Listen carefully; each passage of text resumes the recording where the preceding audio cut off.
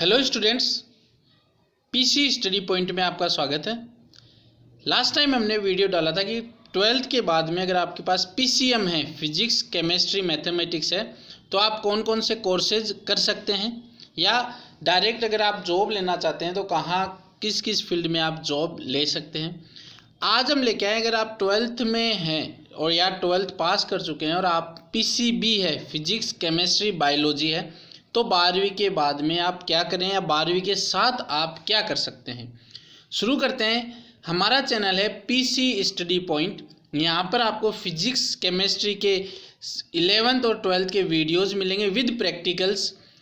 यदि आपने हमारे चैनल को सब्सक्राइब नहीं कर रखा है तो सब्सक्राइब कीजिए, बेल आइकन ज़रूर दबाइए ताकि वीडियो का नोटिफिकेशन सबसे पहले आप तक पहुँचे।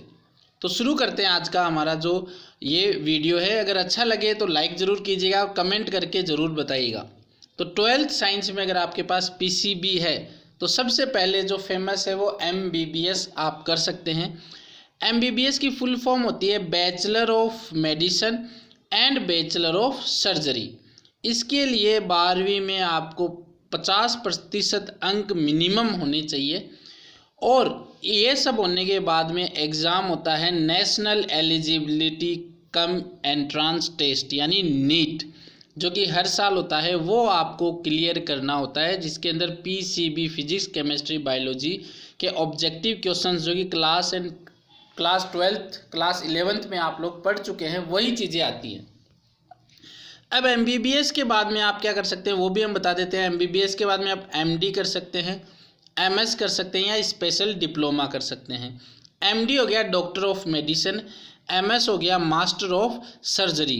एमडी और एमएस में डिफरेंस इतना ही है, जो एमडी करता है वो जनरल फिजिशियन बनता है, और जो एमएस करता है वो सर्जरी यानी ऑपरेशन वाले फील्ड के अंदर जाता है।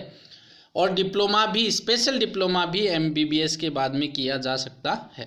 तो ये तो बात हो गई एमबीबीएस की। इसके बाद में बीएएमएस। अब ये बीएएमएस क्या है? Bachelor of Ayurvedic medicine and surgery, यानी आयुर्वेद फील्ड के अंदर हम इसमें जा सकते हैं। और इसके लिए आपको 12th में 50% अंक मिनिमम होने चाहिए। नीट एग्ज़ाम से इसके अंदर सिलेक्शन होता है। ये जो कोर्स होता है वो लगभग 5 साल और 6 महीने का कोर्स होता है। बीएएमएस के बाद में आप एमडी कर सकते हैं, वही डॉक्टरेट ऑफ मेडिसिन, ये 3 साल का होता है। इसके बाद में अगर आपके पास 12th पीसीबी है तो आप पैरामेडिकल फील्ड में जाना चाहते हैं तो आप जो है वो बीटेक इन बायोमेडिकल भी कर सकते हैं, बीटेक भी कर सकते हैं। इसके लिए पीसीबी या पीसीएम दोनों एलिजिबल है, तो बीटेक भी की जा सकती है बायोमेडिकल में। बायोमेडिकल में क्या होता है, जैसे ये उपकरण जो बनते हैं ईसीजी के या पेस मेकर जो होता है, तो इन सब की वर्किंग के बारे में खासकर स्टडी करवाई जाती है ताकि और ज़्यादा इंस्ट्रूमेंट डेवलप किए जा सके। तो बीटेक के फील्ड में भी आप जा सकते हैं। और यदि आपके पास पीसीबी है और पैरामेडिकल में आप बीवीएससी। अब ये बीवीएससी क्या होती है? Bachelor of veterinary science. Veterinary science मतलब जो जानवरों से रिलेटेड जो भी बीमारियां होती है जानवरों में, उनको ठीक करने के लिए या उनमें जो डेवलपमेंट होता है, उस फील्ड में जो डेवलपमेंट होता है उसके लिए आपको बैचलर ऑफ वेटरनिटी साइंस ले सकते हैं। इसके लिए राजस्थान में आरपीवीटी, राजस्थान प्री वेटरनिटी टेस्ट होता है, और भी स्टेट्स में अलग अलग टेस्ट होते हैं। ये टेस्ट हमें क्लियर करना पड़ता है, उसके बाद में हमें कॉलेज मिलते हैं। और यदि आप फार्मेसी फील्ड में जाना चाहते हैं तो आप जो है वो डी फार्मा कर सकते हैं या फिर बी फार्मा कर सकते हैं। डी फार्मा क्या है? डिप्लोमा ऑफ फार्मेसी, जो कि 2 साल का होता है, और B pharma bachelor of pharmacy जो कि 4 साल का होता है। इसके अलावा अगर आप और डिटेल में बात करें तो आप बीएससी, चाहे वो बॉटनी हो, माइक्रोबायोलॉजी हो, जूलॉजी हो, केमिस्ट्री हो, इन सब से आप बीएससी कर सकते हैं। और बीएससी करने के बाद में आपके 2 रास्ते होते हैं, या तो आप एमएससी करें या फिर आप एमएससी बायोटेक करें।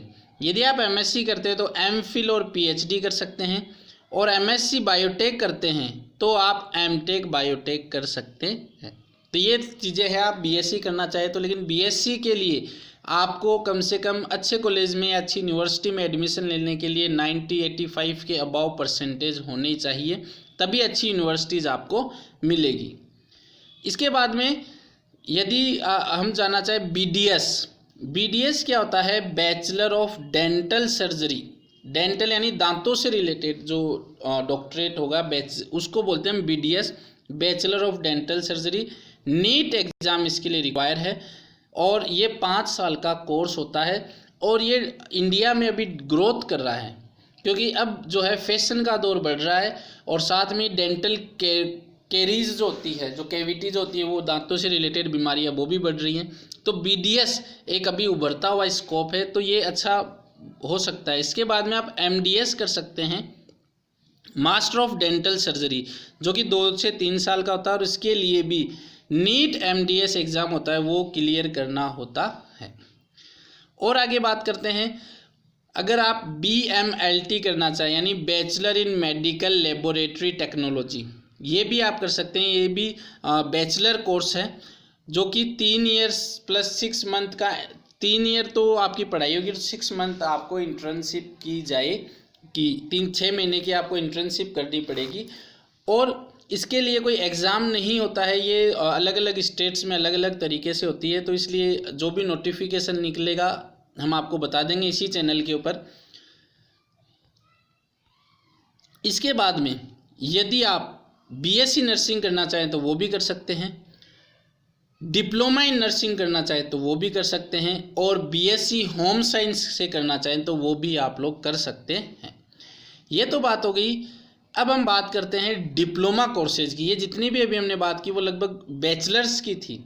अब हम डिप्लोमा कोर्सेज की हम बात करते हैं। डिप्लोमा जो होते हैं तो आप एक्सरे टेक्नीशियन का डिप्लोमा कर सकते हैं, 2 साल का ये होता है। आप डायलिसिस टेक्नीशियन का कर सकते हैं, ये भी डिप्लोमा 2 साल का होता है।